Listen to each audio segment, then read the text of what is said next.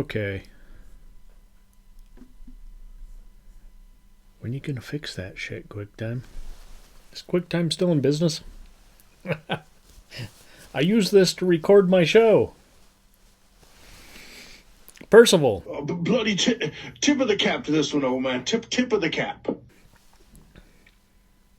I see you have a... I finally got his glass in, so he has his Roku martini. Only he likes... I like to put a cherry and like some Peychaud's bitters in the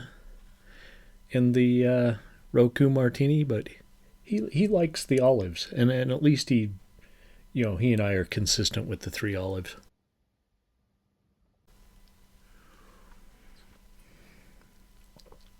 I have a bijou. You want to try it? Awful. We're rationing, though. In case y'all don't know. I got like this much green chartreuse left. And green chartreuse is, well, both chartreuse, the yellow and the green, are both becoming like hot commodities. They're like... So, yeah, until they fall out of favor with the New York bartenders, and you just got old folks like me drinking a bijou, it's going to be hard to come by. What'd you think of that, Percival? No. What's you gonna? No, thank you, Murph. No. Not so much. I mean, yeah, it does taste a little bit like, I don't know. There's a lot of herbs in there. I can't quite pinpoint what, but maybe even a little sage. Like you could probably soak your Thanksgiving stuffing in this and have a really good stuffing, but that would be a waste since it's so rare. How's the Roku? Roku arigato! Oh, good. Maybe we'll get started now. Hold on. My lips are dry. Tonight, we have us a flying saucer double feature. I would say UFO, but that doesn't quite capture it. No. My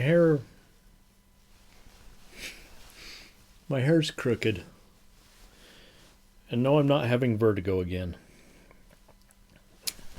I don't know what I did, but Wednesday, I got off work at the gas station. I went to bed like normal. And I woke up and I was just like kind of maybe flipping my pillow and turned over on my other side. And I thought I was going to roll right out of the bed. And then I opened my eyes and everything was like going in a circle, like half a circle, like back and forth, like when you get really drunk, except for it was like much more intense sober. And yeah, it didn't go away until I sat up. And I sat up, it kind of faded, and I got up and walked around just fine. And I thought, okay, I can go back to bed. But no, as soon as I laid down, it happened again. What the fuck? So then the next morning, I was afraid to go to sleep. Okay. Our first feature tonight.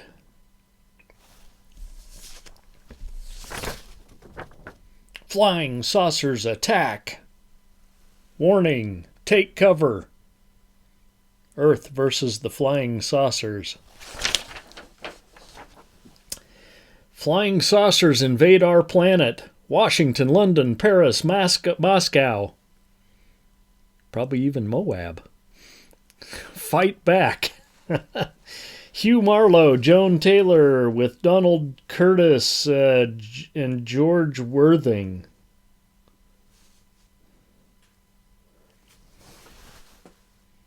No, we're not going to throw that.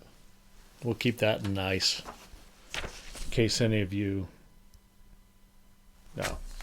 Maybe I'll auction these off for charity. What am I talking about? Charity. Earth versus the Flying Saucers, 1956, Columbia Pictures. I'll add that both features tonight are major motion pictures from major studios. You might have heard of Columbia Pictures. Directed by Fred F. Sears.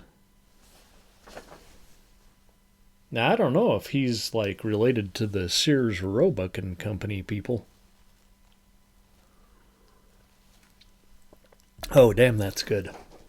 I'm going to be very sad when that bottle runs out and I can't get any more. Unless Utah manages to scoop some in. I don't think it's that popular here, so if they get some in, I might be able to snag a bottle. Okay. Starring. We went over the real stars, but or the stars on the poster anyway. But the real star here is Ray Harryhausen's special effects. By damn. Just like every movie Ray Harryhausen worked on, his special effects are the star. Scientist and newlywed Dr. Marvin and his bride Carol have a close encounter with a real flying saucer while out for a drive. Back at the lab, they hear the mysterious noise of the saucer. And I don't remember for sure. It's been a minute since I watched this, but probably a theremin.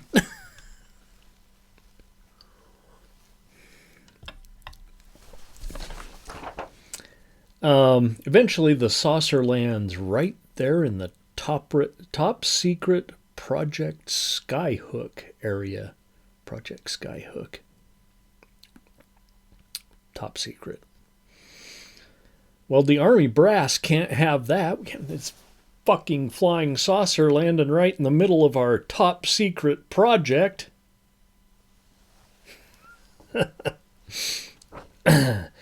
They send out the troops to shoot up the saucer. I think you know how this goes. Our robotic spacemen have an ace up their sleeve, however. Deadly ray beams, to be exact. They blast the hell out of the lab, killing everyone but Dr. and Mrs. Marvin, who are trapped in the below-ground lab. Yeah, there's a basement.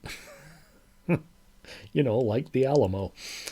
And they're down there in the basement, but now they're trapped there because the whole lab above is leveled.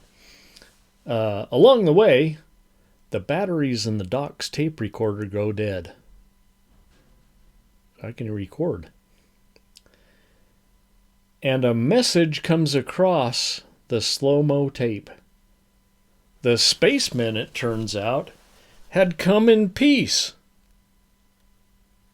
Way to go, Army! Well, no more. The spacemen are pissed. I'm getting a little dramatic tonight. Oh, yeah. The green chartreuse is 110 proof.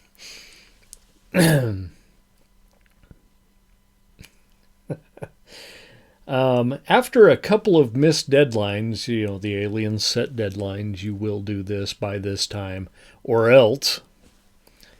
And of course, the government ignores them because they're the government. They just start blasting every damn thing. The aliens, that is. Our scientists are forced to come up with a way to stop these invading spacemen. But how? If we could just... and this had to be on Sci-Fi Friday. If we could just use some flawed science to explain how the saucer works, then we could bring it down. Right? It worked in the 50s. Let's summarize here. Y'all kids seen this one? There's a bigger chance that you've seen this one, being a major motion picture and like one of the top 5 probably most popular flying saucer pictures. Okay, this is a typical 1950s UFO picture. I don't even know if I should say this because I'm referencing the very next picture in the series here. It wouldn't be much without the Harryhausen touch. The saucers have that great, spinning disc merry-go-round effect. Later employed beautifully in many other films, most notably by Tim Burton. I wrote here in Mars Attacks, but probably also in Ed Wood. The brain-reading light beam. Yeah, they got a light beam that reads your brain. It's a nice touch, too. I like it.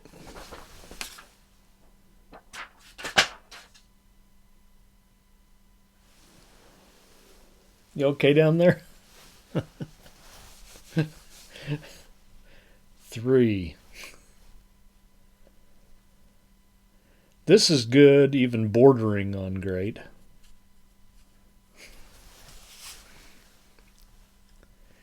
But it's a 3-ring circus here on feature 1.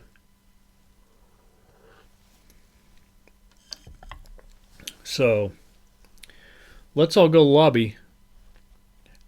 How's your martini going there? Well, yes, quite delighted I am. Quite delighted. Now, I'm going to make another one of these. I thought that the good vermouth, the Carpano Antica, might be a little bit much for this. But now I'm thinking with the sweetness that's in there, I'm going to try it. I'm going to have one more bijou tonight, and then I'm going to save the rest of the chartreuse for the end of the world. Probably flying saucers.